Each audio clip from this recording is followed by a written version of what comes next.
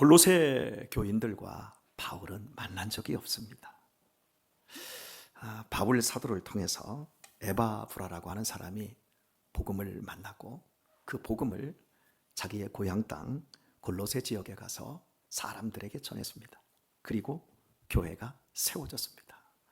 성령 안에서 서로를 교제하고 알아보고 지지하고 이런 시간들도 없었던 것 같습니다. 그런데 지금 골로새 교회에 문제가 생겼을 때 바울이 친히 붓을 들어서 골로새 교회를 향한 권면과 위로와 격려의 메시지를 증거해 주었습니다. 그리고 오늘 놀라운 사실은 우리가 듣던 날부터 너희를 위하여 기도하기를 그치지 아니하고 이렇게 말씀합니다. 저는 이 한 부분이 목회자로서의 굉장한 중압감과 또 이 부분을 너무나도 쉽게 바울 사도의 마음을 그대로 제 마음에 담아내는 그런 경험을 하게 되었습니다.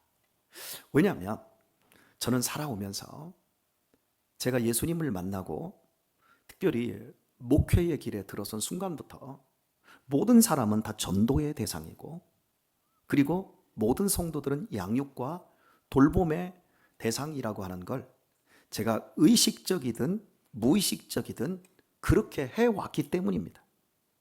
그래서 저를 만난 사람은 저와 약간의 관계를 가진 사람들은 그 사람을 위해서 제가 기도를 안 한 경우가 아마 없는 것 같아요.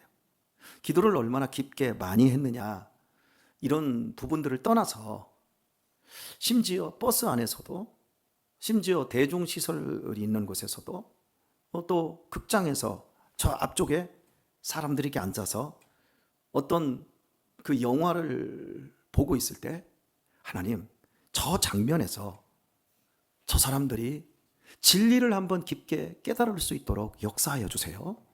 이렇게 기도하게 되더라고요. 이게 하나님으로부터 부름받고 또 그들의 영혼을 사랑하는 사람의 자세라고 할 수 있을 것 같아요. 저 같은 부족한 목사가 이 정도로 감각이 예민하다면 바울 사도는 일평생을 주님께 붙잡혀서 결혼도 안 하고 선교사로서 살아냈던 바울 사도야 두말해서 무엇하겠습니까? 그러니까 너희에 대해서 듣던 날부터 나와 디모데가 너희를 위해서 기도하는 것을 그치지 아니했다. 그리고 구하였다. 여러분, 단순히 기도했다라는 게 아니라 기도를 통해서 하나님께 구하였다 말하고 있어요. 저는 여러분들이 하나님과 기도하는 사람으로 하나님과의 기도의 관계가 더 돈독해지실 수 있기를 바랍니다. 그리고 무엇이든지 하나님께 구할 수 있는 하나님의 자녀된 특권자로 살 수 있기를 축복합니다. 구해보십시오. 하나님이 응답해 주십니다. 하나님이 역사해 주십니다. 구하시기를 바랍니다. 하나님의 뜻에 맞는 대로 하나님은 우리를 사랑하시고 그 인자함과 그 긍휼하심으로 우리가 구하는 그 모든 것에 만사형통하게 해주시리라 믿습니다. 무엇보다도 지금 힘들고 어려운 때를 살아가는 우리 사랑하는 교우 여러분, 여러분이 지금 누구에게 의지가 되고 있습니까? 여러분은 무엇을 믿고 계십니까? 누구를 여러분은 여러분의 줄로 여기고 계십니까? 오직 하나님이 여러분의 인생줄이 되시기를 바라며 여러분의 인생 속에서 여러분의 도움자는 하나님이심을 놓치지 않고 구하시는 은총 있기를 예수님의 이름으로 축원합니다. 그런 의미에서 옆 사람한테 인사하십시다. 좀 기도 좀 해. 좀 구해봐. 다시 한번 좀 구해봐.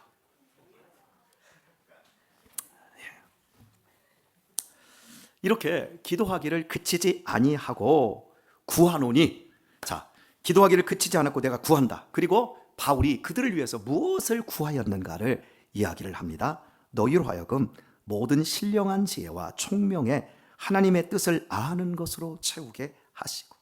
사람은 지혜가 있어야 돼요. 사람은 총명해야 합니다. 사람이 어리석으면 안 돼요. 사람이 너무 무지하고 어두우면 안 돼요. 지혜와 총명이 있어야 돼요. 그런데요, 지혜와 총명은요, 살리는 지혜가 있고요, 죽이는 지혜가 있어요. 자기도 살리고 남도 살려내고, 이런 지혜와 총명이 있는 반면에 자기도 죽이고 남도 죽이는 이러한 지혜와 총명도 있습니다. 어떤 사람이 부자가 되었답니다. 굉장한 부자가 되었답니다. 하나님의 축복입니까? 아니요. 들여다봐야 돼요.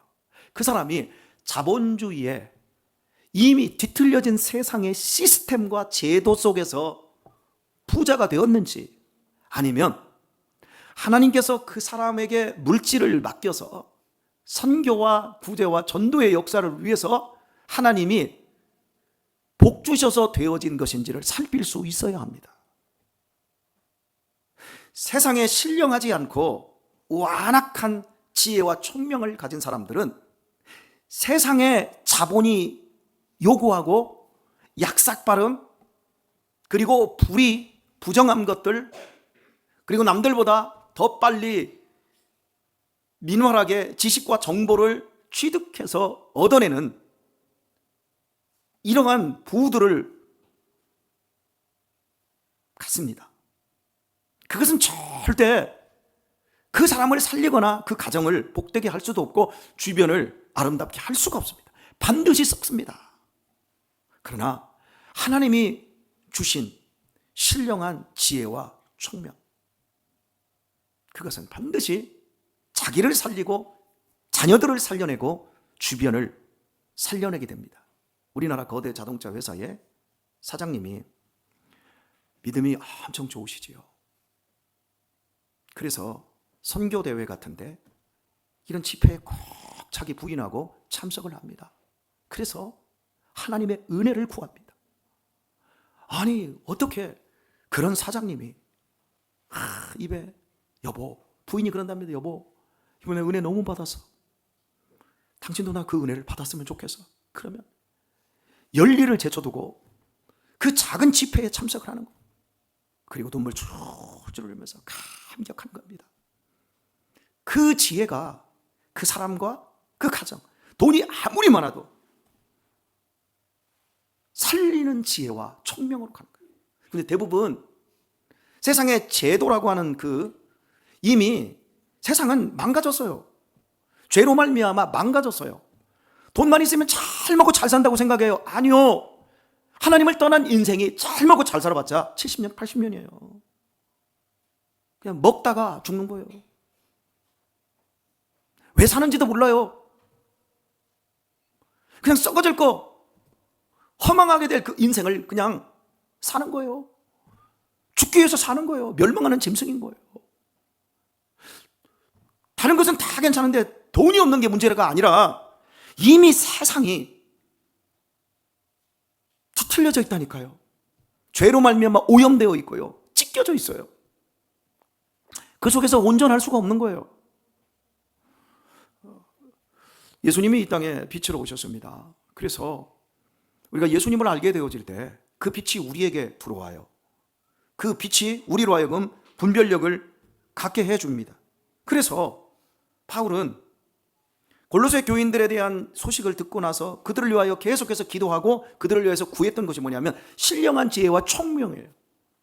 그리고 그 신령한 지혜와 총명으로 무엇 하라고요? 세상의 시스템과 제도에 편성해서 돈 벌고 잘 먹고 잘 살다가 먹다 죽은 귀신은 때깔도 좋다, 그게 아니라 하나님의 뜻을 아는 것으로 채우게 하시고 채워야 돼요. 우리의 유익은 뭘로 채워야 돼요? 음식으로 채워야 돼요. 우리의 허파는 뭘로 채워야 돼요? 공기로 채워야 돼요. 산소로 채워야 돼요. 우리의 머리는 뭘로 채워야 돼요? 지식, 지혜, 신령한 지혜와 총명으로 채워야 돼요. 다 채워야 돼요. 심장은 뭘로 채워야 돼요? 피로 채워야 돼요. 우리의 이 삶에 하나님을 아는 것으로 채워야 합니다. 하나님을 만나기까지 인간은 불완전합니다. 그리고 방황합니다. 답을 할 수가 없습니다. 우리가 우리 자녀들을 위해서, 제가 여러분들을 위해서 기도할 때 하나님, 저 사람의 인생을 고쳐주세요. 저 사람의 호주머니가 비어 있어요. 지금 저 사람이 가대비 때문에 괴로워해요. 저 사람이 지금 건강이 부족해요. 하나님 그거 고쳐주세요. 그거 채워주세요. 그거 좀 보상해 주세요. 제가 그런 것들도 구해야 되지만 본질적으로 제가 여러분들을 위해서 구하는 것은 하나님, 저 사람의 인생을 처음부터 끝까지 속에서부터 완전히 변화시켜 주세요. 우리의 인생이 변하기 전까지 제도와 시스템 환경이 바뀔 뿐 아무것도 우리의 인생 속에서 누릴 수 있는 것은 없습니다. 다 속는 거예요. 그러나 내 인생이 바뀌어봐요. 내 인생이 거듭나봐요. 그러면 확 달라집니다. 이민장 권사님께서 일주일에 2번씩 계속해서 그 동네에서 어르신들 한 20여 명의 식사를 하십니다. 작년 한 해 동안도 하시고 올해도 그 일을 하십니다.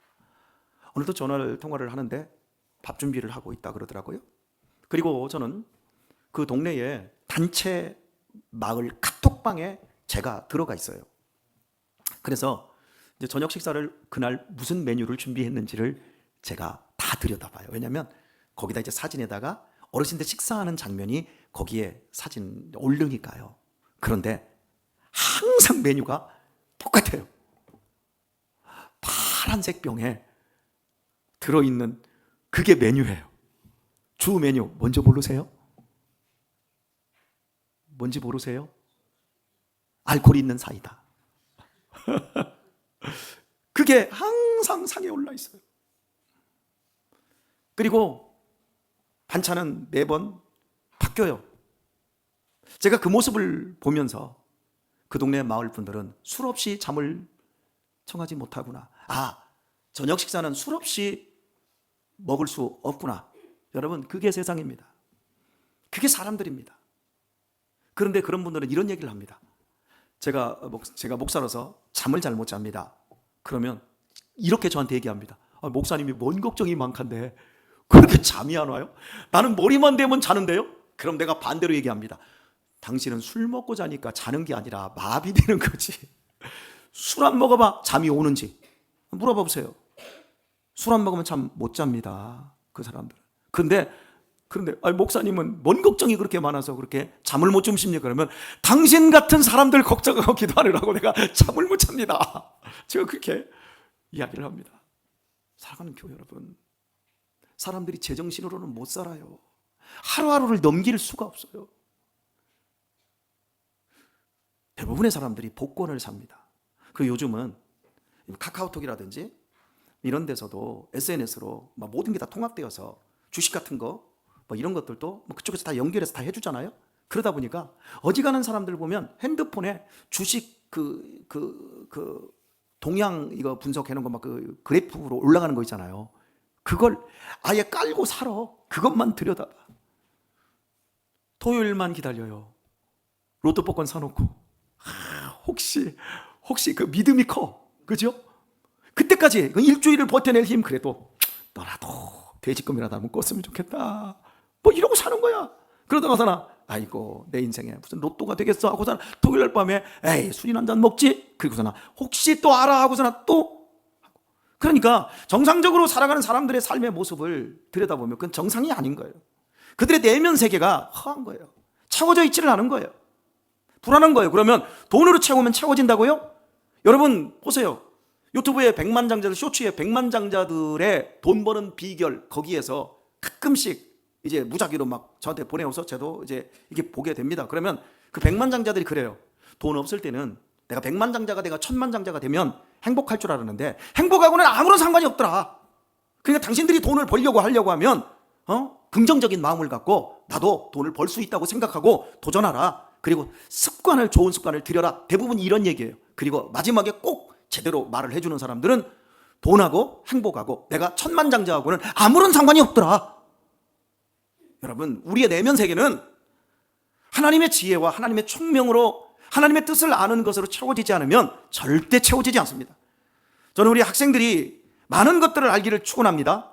정말 다양한 지식들을 섭렵하고 믿음으로 멋지게 살기를 축복합니다. 그런데 여러분들이 하나님을 아는 것, 하나님을 아는 지식으로 여러분의 인생을, 여러분의 마음을, 여러분의 사고를 채우지 않으면 여러분의 인생은 살면 살수록 갈퀴를 더 못 잡습니다. 오늘의 말씀을 맺겠습니다. 세계적인 대학 가운데 프린스턴 대학이 있습니다. 미국에. 어쨌든 세계적인 대학이에요. 근데 법대가 없습니다. 의대가 없습니다. 그리고요, 경상대, 경제학과, 경영학과 이런 과가 없습니다. 우리나라의 대학들 가운데 이런 법대, 의대, 법대는 로스쿨, 의대 이런 쪽에 지금 의사협회 한 2년간, 한 3년간 투쟁했었지요. 그리고 의대생들도 그렇게 복학이니 퇴학이니 이러면서 시끄러웠잖아요. 왜 그럴까요? 다 돈이 되니까요. 그런데 여러분, 세계적인 대학이 왜 이런 걸 안 하는 줄 아세요? 어떤 총장이 프린스턴 대학에 들어가서 야, 이거 돈 되는데 왜 이거 안 냐? 우리 대학이 돈이 없냐? 땅이 없냐? 우리 이거 하자. 그러니까요, 그 프린스턴 대학에 동문들이 다 몰려오는 거예요. 몰려오더니 왜 우리 대학을 망치려고 하냐? 왜 우리 대학을 장사꾼의 소굴로 만들려고 하냐? 그러면서 돈이 필요하냐? 우리가 돈 대줄게. 여러분, 왜 세계적인 대학들이 그런 의대, 법대, 경제인들, 관료들을 만들어내는 이런 과들을 여러분 아예 대학 자체를 문을 열지 않는 줄 아십니까? 그 선배들이 얘기합니다. 최소한 4년 동안 인문학을, 인간이 무엇인지를, 인문학을 충분히 공부한 애들이 대학원 과정에서 법대로 가든지 로스쿨을 가든지 의대로 가든지 아니면 다른 경영을 전공을 하든지 인간이 뭔 줄을 아는 사람이야야 의사가 되고 법관이 되어서 바르게 인생을 살 수 있는 것이다. 여러분, 이해되세요? 근데 우리나라는요, 대학들이 다 괜찮은 대학들은 의대, 법대 다 돈 되는 것만 하는 거예요. 기초과학은 다 무너졌는데, 기초기술은 다 무너졌는데 어떻게 하면 자본을 굴려서 얼마나 돈을 더 버느냐. 여러분, 서울대학교가요, 누가 세운 줄 아세요? 일제시대 때 세웠어요. 일본인들이 경성제국대학으로.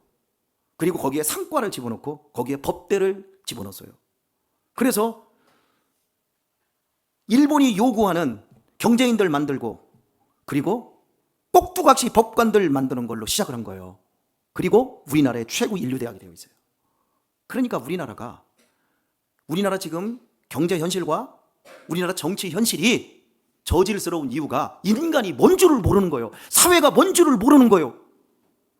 그리고 우리 국민들은 방황하고 있고 우리 젊은이들은 어떻게 살아야 되는 줄 모르고 있고 살면 살수록 앞이 깜깜하고 스위스나 오스트리아라든지 목사님이 가봤던 저 북유럽 쪽에 가보게 되면요, 여러분, 대기업이 없어요. 다 조그만 중소기업, 간의 수공업 같아요. 그런데 그 사람들의 그 기술력, 저 미국에서 막 관세 얼마를 때린다고 해도 그 사람들 걱정할 게 아무것도 없어요. 왜? 우리나라처럼 껍데기만 중시하는 장사꾼 세상이 아니라 부정부패하는 법관들이 판을 치는 게 아니라 어떻게 대통령도 면직시키고 다 파면시키는데 이 한쪽 사람은 모든 게 다 하나도 걸리는 게 없어. 다 정치판이야. 그런데 그런 나라는 스위스에 가서 대통령이 누구냐고 물으면 대통령 이름도 몰라요. 그 사람들은 인문학적인 소양과 인간이 누군지를 아는 공부를 먼저 하기 때문에 그런 거예요. 그런데요, 사랑하는 교회 여러분, 우리 어린이, 우리 학생들, 여러분들, 지금 소크라테스를 배우는 게 인문학이에요. 그게 지금 사모님하고 지금 그 공부를 하잖아요. 그런데 이거보다 더 큰 게 뭐냐면 여러분이 하나님을 아는 지식이어야 합니다. 인간이 누구인지를 알고 내가 누구인지를 알고 그리고 세상을 바라보는 관점만 가져도 세계적인 인물들로 그 나라와 그 시대를 이끄는 사람들이 될 수 있는데, 그거 더하기 우리가 살아계신 온 우주의 주인이신 하나님을 바르게 안다면 그것이 우리에게 얼마나 큰 신령한 지혜와 총명으로 역사하겠습니까? 하나님을 더 많이 알도록 하십시다. 영생은 유일하신 참 하나님과 그의 보내신 자 예수 그리스도를 아는 것이니이다.